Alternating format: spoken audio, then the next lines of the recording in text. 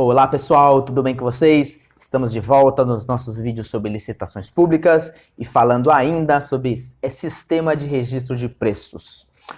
Nós já fizemos 2 vídeos, onde eu já dei as noções iniciais, já falamos um pouquinho como é que funciona o desenvolvimento de um sistema de registro de preço, e agora nós vamos falar de uma outra questão bastante interessante sobre essa matéria, tá? Então eu comentei no vídeo anterior sobre qual que é o problema de você participar de uma licitação com sistema de registro de preço sem ter a convicção do que ele significa, né? O problema principalmente da cotação, da expectativa de venda. E é justamente isso que nós vamos falar agora, tá? Então, quando a gente participa de um sistema de registro de preço, na realidade, você não tem uma contratação, um direito, não nasce um direito quando você ganha uma licitação por registro de preço, quando você ganha um item, 2, 3, 10, não importa. Não nasce um direito, nasce uma expectativa. Uma expectativa. Então, a empresa não pode se insurgir amanhã ou depois se o órgão não pedir absolutamente nada daquilo que ela participou. Não pode, porque o órgão muitas vezes faz isso mesmo. Ele nem sabe, ele vai pedir, por exemplo, material de informática. Aí ele vai lá e pede notebooks, desktops, pede teclados e mouse não precisa, mas ele não sabe se vai precisar um dia, pede. Aí pede lá uma quantidade que ele possa precisar, 500, e de repente passa o ano, passa a vigência da data, não pede nenhum. E aí a empresa vai ficar lá, mas eu ganhei e eu queria entregar. Negativo, negativo. O que a empresa ganhou não foi licitação, ela ganhou apenas a expectativa de fornecer esses materiais ou serviços, tá legal? Então agora nós vamos falar sobre a vigência. Tá? Então, quando você realizou um sistema de registro de preço, ao final, como eu falei, gera uma ata, que é a ARP, Ata de Registro de Preço. E essa ata, ela tem uma vigência, né? Não dura para sempre, como nada nessa vida. Então, essa ata de registro de preço, ela vai ter a sua duração de 3, 4, 5, 6, 10 e até 12 meses, que é o prazo máximo que ela estabelece para uma ata de registro de preços, ok? E o que vai depender para adequar essa vigência da ata? Vai depender justamente do tipo de material, né? Se a gente vai falando, por exemplo, de gêneros alimentícios, por exemplo, peixes, carnes, com certeza não dá para fazer uma data com 6 meses, com 8 meses. Por que não? Porque você tem uma variação muito grande de mercado. Então, você vai colocar uma ata ali de 3 meses, que é o normal, tá? Agora, são materiais que não estragam, materiais que você possui um mercado um pouco mais estável, você consegue aumentar a data de vigência dessa ata para 6, para 9 ou até para 12 mesmo, ok? Mas é importante que a empresa que vai participar saiba que durante a vigência dessa ata de registro de preço, onde é que está escrita essa vigência? No edital, tranquilamente, isso está bem claro no edital, é obrigatória essa informação. Então, a empresa tem que ter essa noção que o valor que ela fechar unitário para aquele material ou serviço, ele deve se permanecer firme, justo e irreajustável, ou seja, não pode ser modificado durante o prazo de vigência da ata, ok? Logo, ela tem que entregar, se a ata é de 12 meses, durante 12 meses ela vai ter que entregar naquelas condições. E aí vocês, muito inteligentes, vão fazer uma pergunta. Mas então é muito temerário a participação da empresa, porque ela vai participar. E aí, de repente, o mercado dá um problema, por exemplo, se eu estou entregando café, a gente tem uma enchente lá nas lavouras e eu não consigo mais o café naquele preço. O preço subiu 40%, 50%. E aí a empresa vai tomar um prejuízo e vai fechar as portas, dependendo da quantidade. Essa é uma pergunta muito inteligente. E o que a lei estabelece? Na verdade, nós temos um decreto que estabelece isso, que regula o sistema de registro de preço.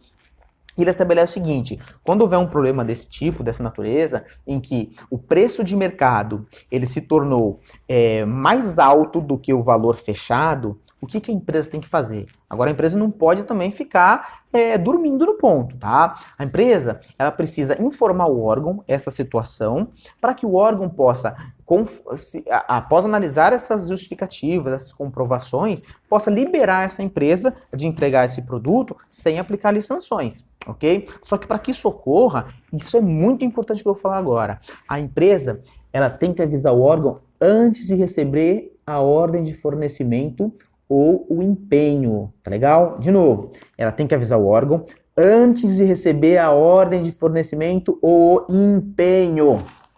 Por que eu estou dando essa ênfase? Porque eu canso de receber no meu escritório problema dessa natureza, empresa, dizendo que teve um problema e que foi um problema oriundo de uma área econômica extraordinária, que não tem nada a ver com a empresa e ela não teve culpa e o órgão está obrigando ela a entregar. Mas a lei é clara nesse sentido. A lei fala que a empresa tem que informar o órgão antes. Então eu, como empresa, se eu sei que eu tenho uma ata registrada com o órgão para entrega de arroz, que é o nosso exemplo inicial, eu tenho que ficar ligado no mercado. Se eu estou vendo que o mercado está se movimentando, eu tenho que informar o órgão antes de receber essa ordem de fornecimento. Ah, mas é só informar, eles vão adequar? Não, obviamente que não. Obviamente, o órgão, se você informar, e essa informação que eu estou falando, ela é instrumentalizada, né? Vai ser um ofício, vai ser um processo, onde você vai colocar as provas, você tem que mostrar a variação do mercado, você tem que comprovar aquilo que você alega, obviamente, para que não corra o risco de gerar enriquecimento ilícito. Então, você tem que comprovar tudo isso para o órgão público. Agora, você comprovando, certamente o órgão vai liberar você dessa expectativa de fornecimento. E também o contrário pode acontecer. Pode acontecer que aquele preço seu, ele se tornou muito mais alto que o mercado. Ou seja, o preço daquele arroz caiu no mercado. Só que o teu preço que você fechou está alto. O órgão pode continuar comprando de você nesse preço? Pode. Pode ou não pode? Pode. Porém, se ele fizer isso, ele vai estar indo contra os princípios administrativos, principalmente da economicidade. Porque os gestores e os tribunais de conta cansam de falar isso. Os tribunais de conta têm que se atentar com os preços de mercado. Eles não podem só olhar para uma ata que tem vigência de 12 meses e sair comprando. Por quê, pessoal? Porque pode acontecer essa variação de mercado e a administração pública não pode perder. Você não pode ganhar em cima da administração pública dessa forma. O contrato ele tem que se manter equilibrado do início ao fim. E assim é dos preços de uma ata de registro de preço. Por isso que você tem a condição de ser liberada da obrigação de entregar, se houver essa variação do mercado que te prejudique, e da mesma forma ocorre se for a situação contrária. Só que na situação contrária, o que vai acontecer? O órgão público, isso eu estou falando, tá, pessoal? Porque é uma suposição legal, tá? Mas não é a maioria, infelizmente, não é a maioria dos órgãos públicos que fazem isso. Normalmente os órgãos públicos acabam indo direto pela ata, tá? Mas a lei estabelece o quê? Que eles devem entrar em contato com a empresa e devem fazer uma reunião e propor um ajuste de preço diminuindo para que ele fique adequado ao mercado. Se a empresa que tem o preço mais alto não concordar, não concordo, não, agora que eu ia ter meu lucro maior, meu lucro aumentou para 60%, não concordo. O órgão não pode punir a empresa, essa que é a grande diferença. O órgão então vai liberar essa empresa.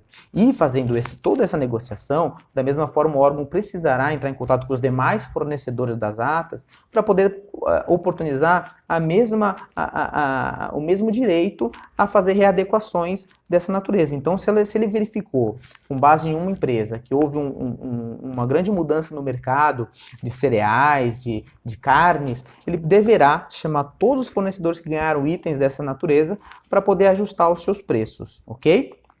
Então, é basicamente isso que eu tinha para falar para vocês.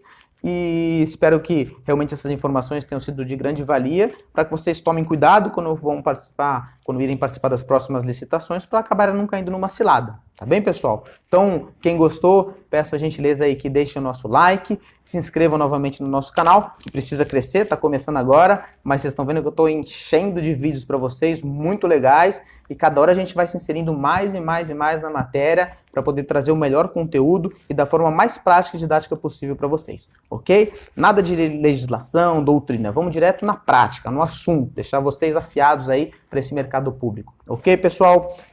Grande abraço, até os nossos próximos vídeos. Valeu!